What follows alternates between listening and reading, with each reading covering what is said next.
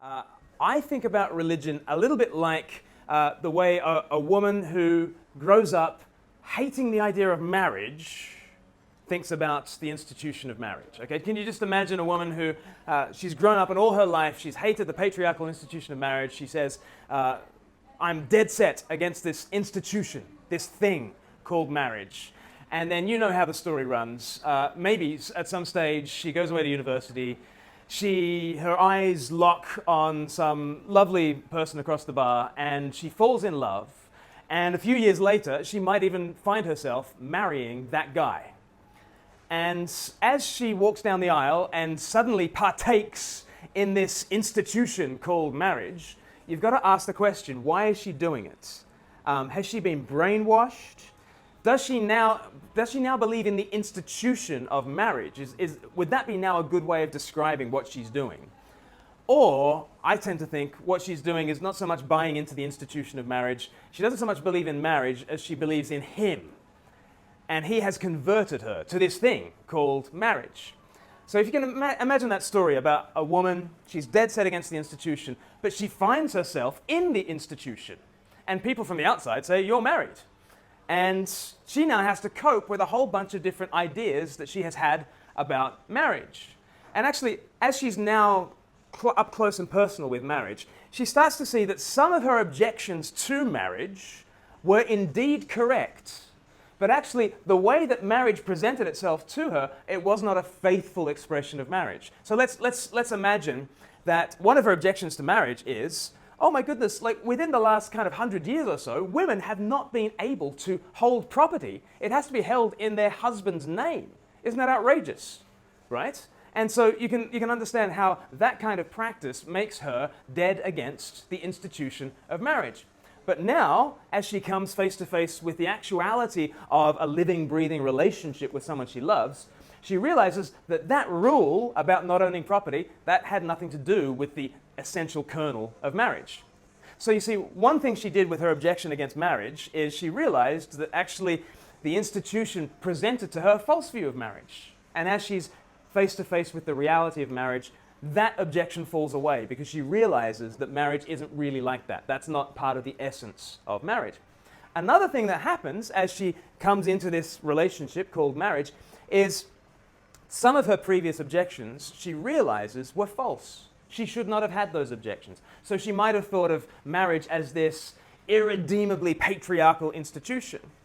But now on the inside of the love relationship, she realizes that actually marriage is a very good thing for women because historically men have been able to biologically father children and then skedaddle out of there and not have any connection to the woman that they've impregnated or the child that they've born. Marriage actually ties men to their partners, ties men to their sexual choices. Actually, it forces men to take responsibility, for goodness sakes. Actually, it works against the patriarchal slant to society. And so she starts to see that her former objection to marriage falls away when she's on the inside of the love relationship. Now, let me take you out of that analogy and into this topic that we're discussing this evening. Is religion harmful for society? And I guess I'd just say I have no allegiance to the institution of religion. I'm like the woman who's grown up all her life saying, I'm dead set against the institution. I'm dead set against institutional religion. Dead set against it. But I've met a guy. And our eyes have locked. And I've kind of fallen for him. And me and Jesus now, we want to be together, okay? And now on the inside of this relationship with Jesus, I'm having to reconfigure my view of religion. And I wonder if that's something that we all need to do. We need to reconfigure our view of religion. And some of our objections to religion, when we get up close and personal with Jesus, I think some of those objections, we will realize that actually the way that religion has presented itself to us, it was not faithful to itself. So I'm sure you can think of examples in religious history of people doing terrible things. I'm sure you're thinking of them now. You're thinking of the Inquisitions. You're thinking of the Crusades. You're thinking of witch hunts. You're thinking perhaps in more modern times of child sex abuse scandals. We can think of all sorts of ways in which religion has presented a very ugly face to the world. But like with the woman and marriage, maybe as we get closer to the person of Jesus, maybe we'll start to see that none of those things are of the essence of Christianity. They're certainly not of the essence of Christianity. When you study the person of Jesus, you realize that here is a person of such transcendent love, such stooping self-giving, that actually all those things that you just imagined, the Crusades and the Inquisitions and all those sorts of things, are so utterly un-Christ-like. They are not of the essence of true religion, of Christianity anyway. So one of your objections, or one of your clusters of objections, might be that there are things in Christianity that present to the world that are so ugly. And I want to say to you, yes, they are. There are many things that are very ugly that are presented to the world. The church has done dreadful things in the world. I've got a friend who likens it to Jesus has given us a great song to sing. He's given us a song to sing that is all about loving God and loving neighbor. He's given us a song to sing that is all about sacrificial self-giving for the sake of the world. That's the song he's given the world to sing. Christians have very often sung off-key, and sometimes it's been an absolute cacophony. So that's absolutely true. There are definitely things that have been done in the name of religion. There are things that have been done in the name of Christianity that are utterly un-Christ-like. But I would hope that as you get closer to the person of Jesus, you'll start to see, but those things are not of the essence of Christianity. Jesus is one who is full of self-giving love. To be true to him is not to be the warmongering crusader, right? So one set of your objections might fall away as you come closer to Jesus. Another set of objections that you might bring to Christianity, you might have to reconfigure. You might have to rethink your objections to religion and to Christianity more specifically.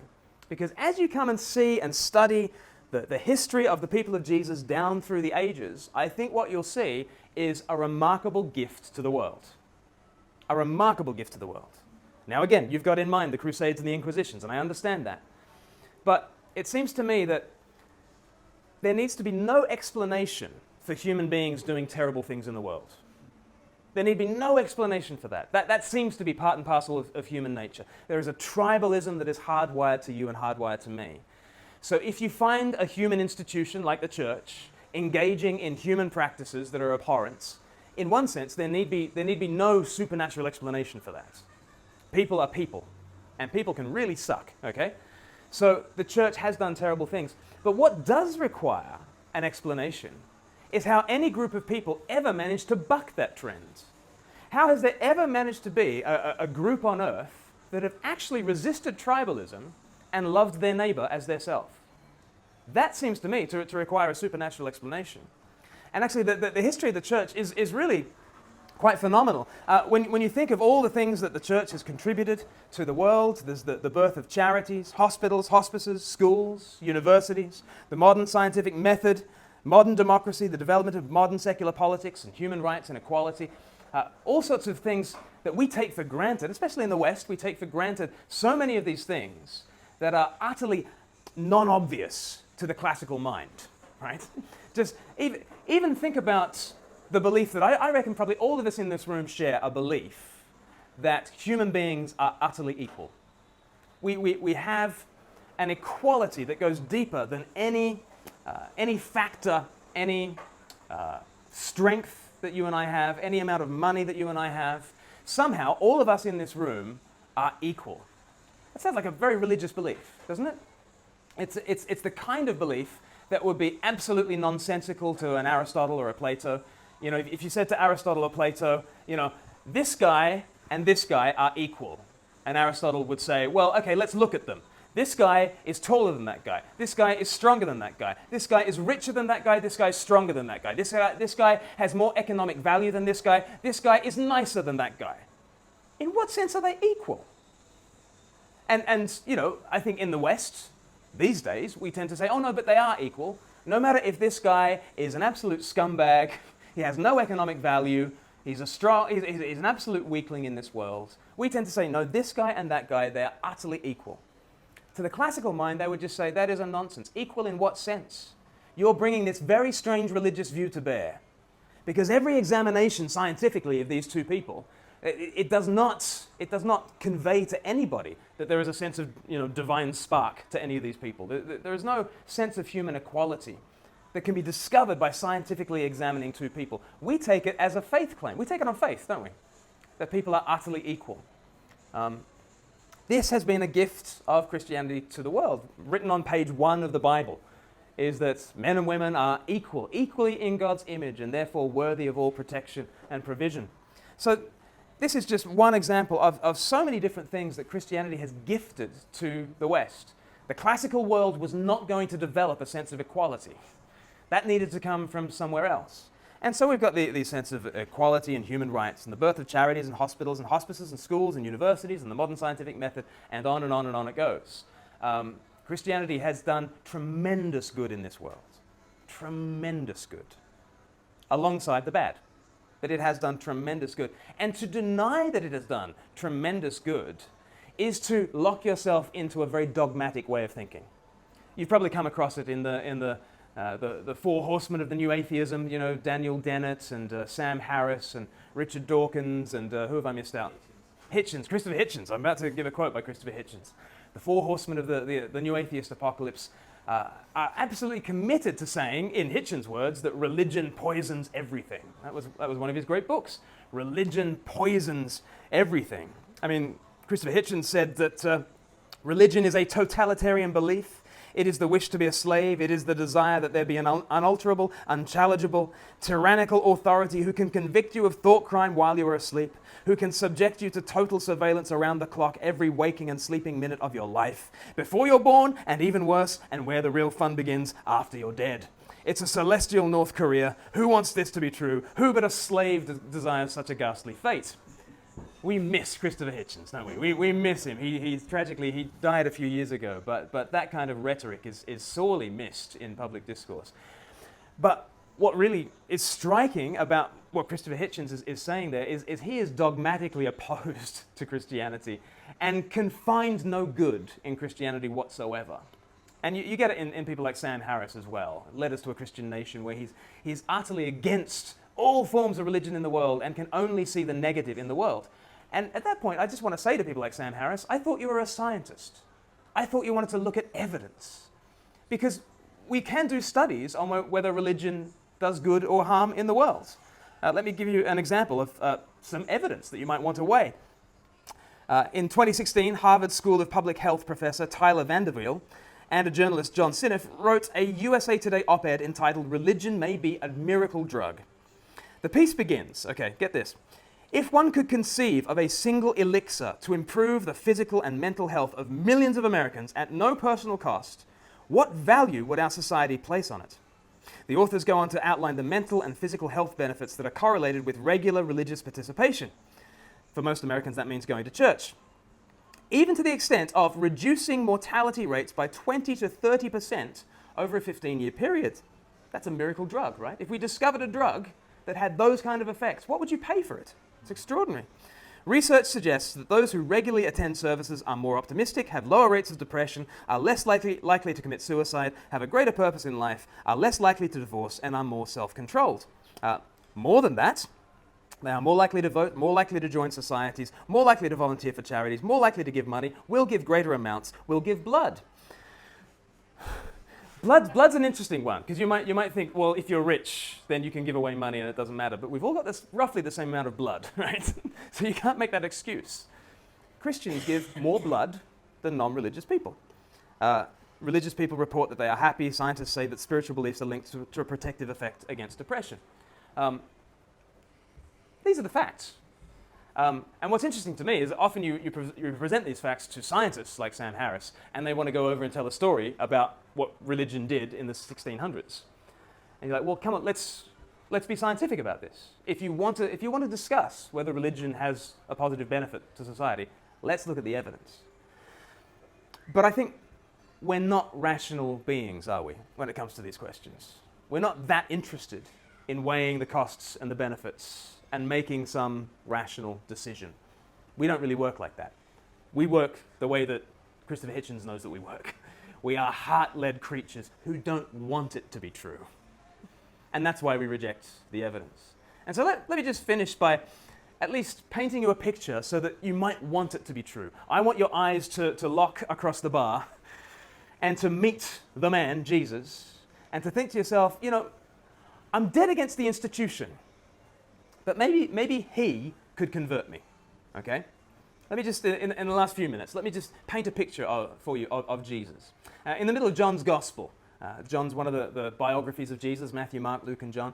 He gives this great description of who he is. And as he's introducing himself, he does that thing that you kind of do at a bar. You say to one another, who are you and what do you do? And Jesus gives us that introduction. In John chapter 10, verse 11, he says, I am the good shepherd. The good shepherd lays down his life for the sheep. And with those two statements, he's basically telling us who he is and what he does. And you ask Jesus, who are you? And Jesus says, I am the good shepherd. And to anyone who is listening in on Jesus, they would have learnt their Old Testament Bibles. They knew the 23rd Psalm. Maybe even you know the 23rd Psalm. The Lord is my shepherd, I shall not be in want. Even though I walk through the valley of the shadow of death, I will fear no evil. It's the kind of psalm that is said at funerals. But that begins with this statement, the Lord is my shepherd. And 1,000 years later, Jesus comes into planet Earth and he says, I am the good shepherd. And people should have been swooning at that. People should have been fainting at the idea. Here is this man who is claiming to be God. He's claiming to be our maker. And look, I don't know what you believe about who God is, but I think so often we imagine an eminently rejectable God. We imagine the North Korea in the sky. That's the kind of God that Christopher Hitchens very happily rejected. But I wonder if you look at Jesus and think, what if he is what God is like? I think if he is what God is like, I'm in. Aren't you in?